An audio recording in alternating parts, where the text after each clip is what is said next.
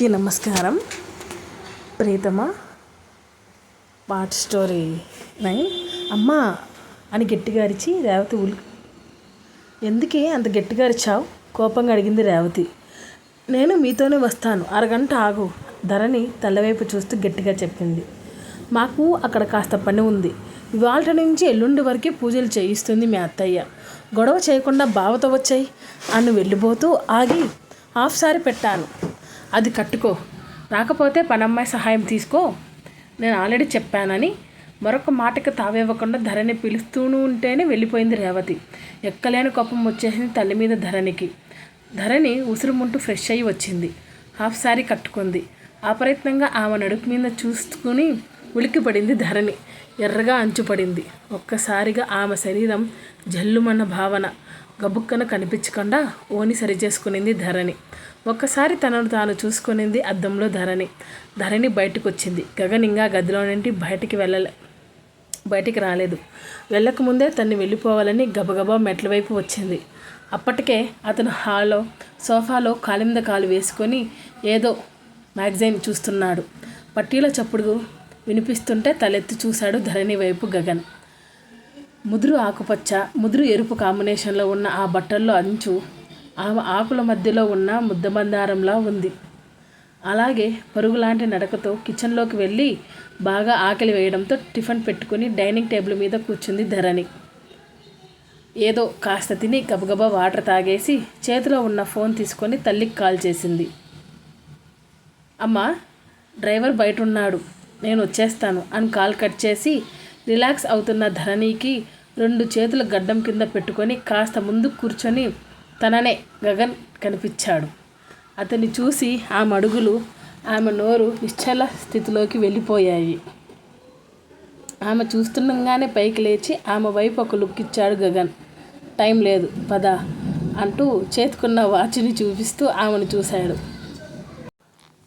సరాసరి పెనం మీద నుండి పొయ్యి మీద పడ్డట్టు అయింది ఆమె పరిస్థితి. రాత్రి జరిగిన దానికి తలెత్తుకోలేకపోతుంటే మళ్ళీ అతనితో ఎలా వెళ్ళగలదు? నెమ్మదిగా అడుగు వేసుకుంటూ కారు దగ్గరికి వెళ్ళేసరికి డ్రైవర్ ముందు కూర్చొని ఉన్నాడు. గగన్ వెనక కూర్చున్నాడు. అదేంటి, ఎప్పుడు అతనే డ్రైవ్ చేస్తాడు కదా? ఆలోచిస్తూనే వెనక్కి అతని పక్కన కూర్చుంది.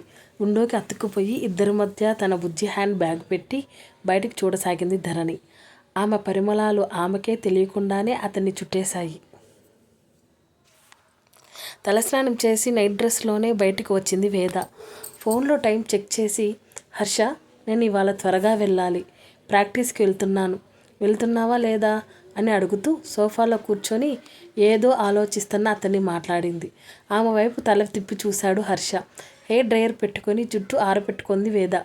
జడ వేసుకొని బట్టలు తీసుకొని వెళ్ళి మార్చుకొని వచ్చింది. నిలువట అద్దంలో అటు ఇటు చూసుకుంటున్న ఆమెను చూసి, శారీ ఏంటి అని అడిగాడు అలాగే చూస్తూ హర్ష వేదని. టెంపుల్కి వెళ్తున్న హర్ష, చాలా రోజులైందని చెప్పి కట్టుకున్న చీరని తనే తయారవుతూ బదిలించుకుంటూ వచ్చింది. ఒకదానివే వెళ్తున్నావా అని అడిగాడు హర్ష. ఒకప్పుడు ఆమె తన కోసం ఎదురు చూసి ఎక్కడికైనా పిలిచిన ఆ విషయాలు ఏమి గుర్తుండేవి కాదు. అతని దారి అతనిదే. కానీ ఇప్పుడు ఆమెతోనే ఉండాలనిపిస్తుంది అతనికి. లేదు, వేరే డాక్టర్ కూడా వస్తున్నాడు అని చెప్పగానే ఉలికి పడ్డాడు హర్ష. వస్తున్నాడా? అవును, నాకు డ్రైవింగ్ రాదు కదా, తను డ్రాప్ చేస్తా అన్నాడు అని పూర్తిగా రెడీ అయిపోయి హ్యాండ్ బ్యాగ్ తీసుకుంది వేద. ప్రాక్టీస్కి వెళ్తున్నావా లేదా? లేదు అని నేను నిన్ను డ్రాప్ చేస్తాను పదా అని అన్నాడు పైకి లేస్తూ హర్ష. ఏంటి, నువ్వా? వద్దు, నువ్వు ఇంకా ఫ్రెష్ అవ్వలేదు, నీతో ఎలా రాగలను? అయినా నువ్వు ప్రాక్టీస్కి వెళ్ళు, నేను వెళ్ళిపోతానులే తాఫీగా చెప్పి వెళ్తున్న ఆమె చీర గొంగు పట్టుకున్నాడు హర్ష. వేద వెనక్కి తిరిగి చూసింది. ఫ్రెష్ అయి వస్తాను, వెయిట్ చెయ్యి. లేదు, నేను వెళ్ళాలి, నాకు టైం అవుతుంది హర్ష. అయినా నీకెందుకు ఇబ్బంది? నీకు ఇలా డ్రాప్ చేయడం, పిక్ చేసుకోవడం ఇష్టం ఉండదు కదా? సీరియస్గా చెప్పి చీరను లాక్కునింది వేద. ఆమె చేతిని పట్టుకొని బరాబరా లాక్కెళ్ళి బాల్కనీలో వదిలిపెట్టి డోర్ క్లోజ్ చేశాడు. హర్ష, పిచ్చా, ఏం చేస్తున్నావు? నేను వెళ్ళాలి అని గట్టిగా అరిచింది వేద. డోరు మూసుకొని కూర్చో, అరగంటలో రెడీ అయిపోతాను అన్నాడు హర్ష.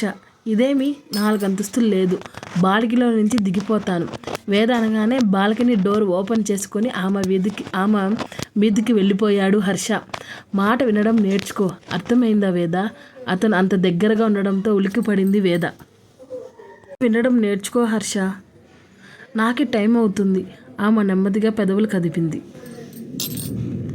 నా మాట కాదని వెళ్ళిపోయావు అనుకో అంటూ కాస్త ముందుకు వంగాడు హర్ష. ఈరోజు నైట్ అరిచి గీ పెట్టినా మన మధ్య నువ్వు వద్దన్నది జరిగిపోతుంది చెప్తున్నా అంటూ కూల్గా వెనక్కి సర్దుకున్నాడు హర్ష. పళ్ళు కొరుకుతూ చూసింది వేద. ఇప్పుడు వెళ్తావేమో వెళ్ళు అంటూ బాల్కనీ తలుపు తెరిచే వెళ్ళిపోయాడు వాష్రూమ్లోకి హర్ష. హర్ష వచ్చేసరికి సోఫాలో కూర్చొని అతను రాగానే ఉరుము చూసింది వేద హర్షని. నెమ్మదిగా చూస్తే నువ్వెందుకు వింటావే రాక్షసి, నేను ఇలాగే బెదిరించాలి అని నవ్వుకుంటూ ఆమెతో పాటు బయలుదేరాడు హర్ష. అదేంటి, ఎప్పుడు అతను డ్రైవింగ్ చేస్తాడు కదా ఆలోచిస్తూనే వెనక్కి వెళ్ళి అతని పక్కన కూర్చునింది. విండోకి అతుక్కుపోయి ఇద్దరి మధ్య తన బుజ్జి హ్యాండ్ బ్యాగ్ పెట్టి బయటికి చూడసాగింది ధరణి. ఆమె పరిమళాలు ఆమెకే తెలియకుండానే అతన్ని చుట్టేశాయి. ముద్దు పెట్టినవాడు చక్కగా ఫోన్ చూసుకుంటూ తాఫీగా మాట్లాడుకుంటుంటే ధరణి మాత్రం బిక్కుమంటూ కూర్చుంది. అప్పుడప్పుడు అతని వైపు ఓరగా చూడసాగింది. కనీసం సారీ కూడా చెప్పలేదు తనకి.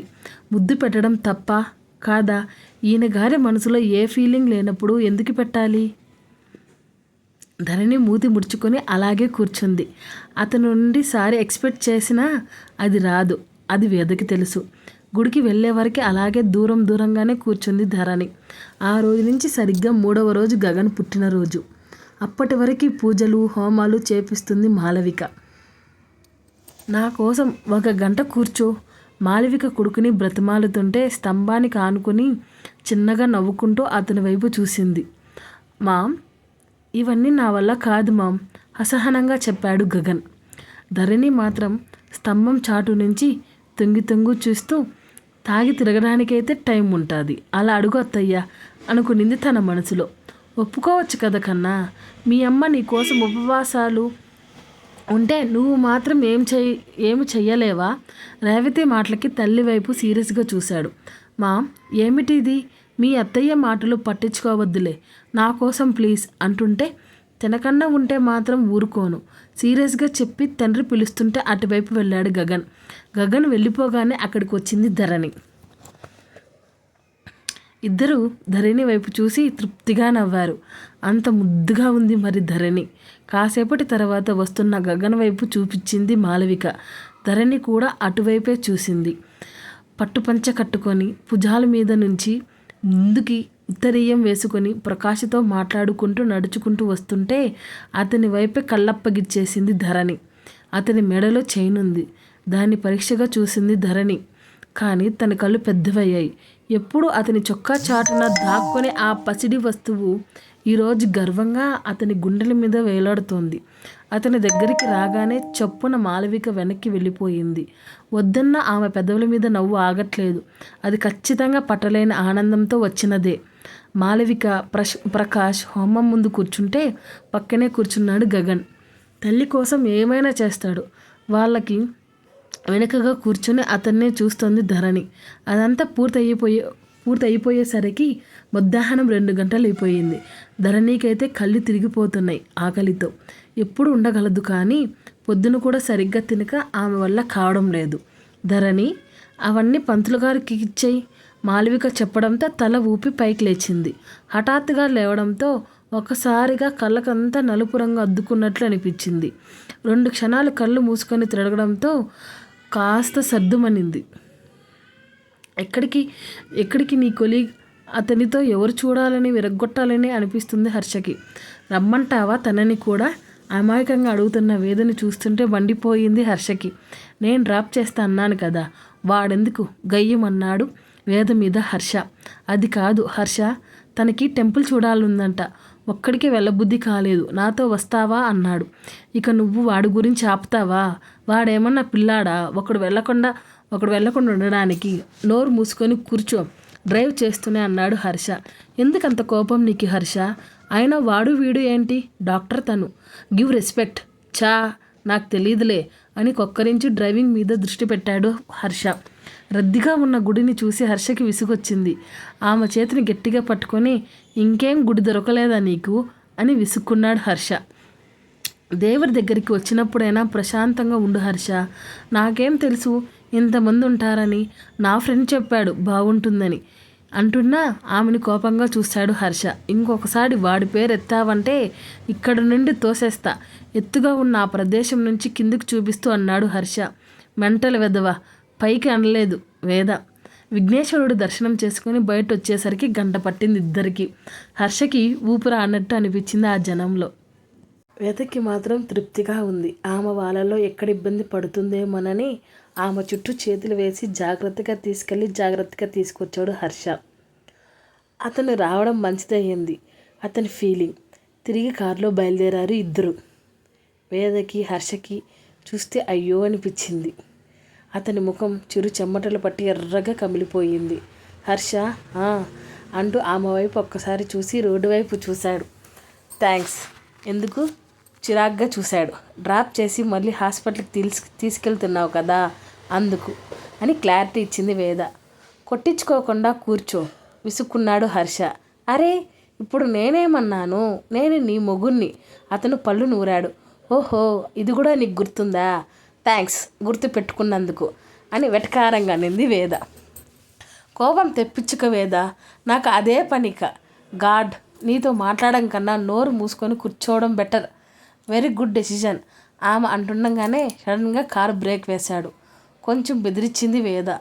కోపం వచ్చిందా ఏంటి అతనికి? నెమ్మదిగా తల తిప్పి అతని వైపు చూసింది వేద. కోపం వచ్చిందా? కాదు, హాస్పిటల్ వచ్చింది. చుట్టూ గమనించి సరే జాగ్రత్తగా వెళ్ళు అంటూ దిగబోయి హర్ష చెప్పు.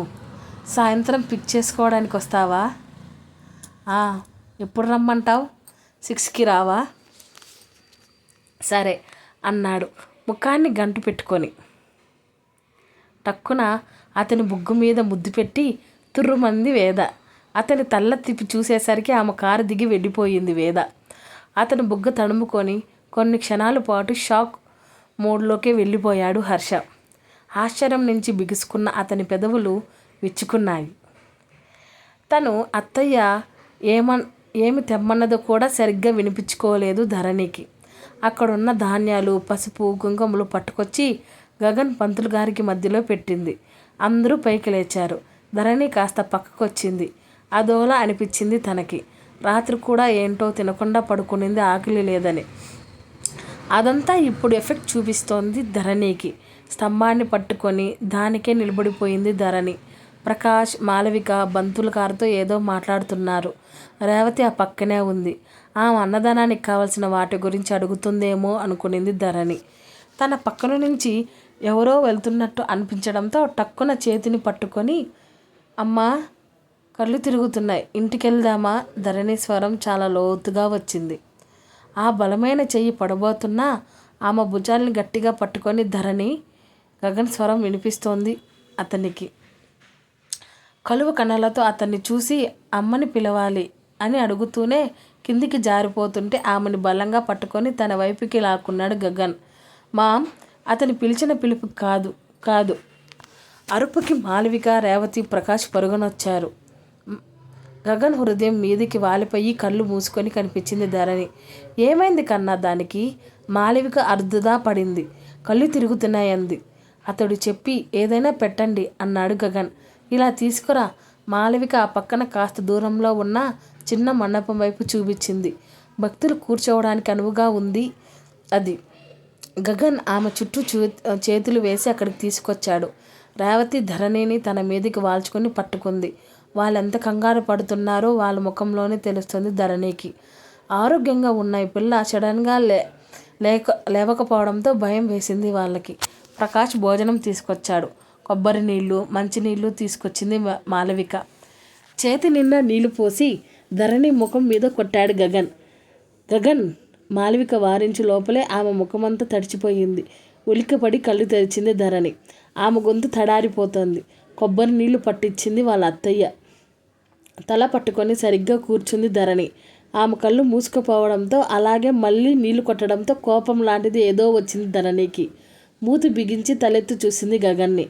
చిరుత కళ్ళలా ఉన్న అతని కళ్ళని చూసి భయమేసింది. ఎందుకు అంత సీరియస్గా ఉన్నాడో అర్థం కాలేదు ఆమెకి. ఏమైందో ఉదయం తినలేదా? రేవతి కంగారుగా అడిగింది ధరణిని. తిన్నాను, ధరణి గట్టిగా చెప్పింది. ఇంకా అలాగే ఉంది. మాలవిక అడుగుతుంటే తల అడ్డాదిడ్డంగా ఊపింది ధరణి. మామూలుగా కళ్ళు తిరిగాయి అని అర్థమైన ప్రకాష్కి ఊపిరి పీల్చుకొని అక్కడ నుండి వెళ్ళిపోయాడు. ఎత్తి ఏట్లో పడేస్తే అప్పుడు సెట్ అవుతుంది. గగన్ మాటలకి ధరణికి ఏడుపు మొహం పెట్టేసింది. రేవతి నవ్వుతోంది. ధరణికి ఇంకా కోపం వచ్చింది. ఈ కథ రచించింది సిరి గారు.